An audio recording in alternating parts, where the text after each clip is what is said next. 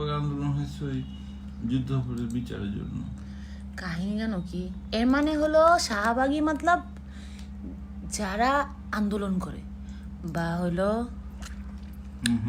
যারা out of the box ভাবে, যারা আউট অফ দ্য বক্স ভাবে। তা শাহবাগী তো গালি না ভাই, তোমরা তো ভাবছিলাম তোমরা গালি মারি দিতেছো আমারে। এর মানে তোমরা বলতে চাচ্ছ আমি ফেমিনিস্ট। হ্যাঁ আমি ফেমিনিস্ট, কিন্তু the feminist you guys think feminism is ওইটা না। না বুঝলে ওরা গোগলে হয়। এখন কাহিনী হলো যে না বুঝতে পারলে ভাই কিছু করার নেই। না বুঝতে পারলে তো কিছু করার নাই।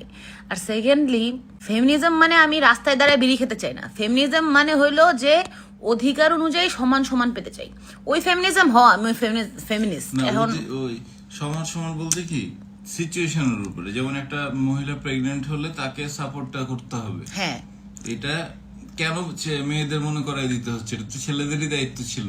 Exactly. So yeah, call me শাহবাগী, I have no problem.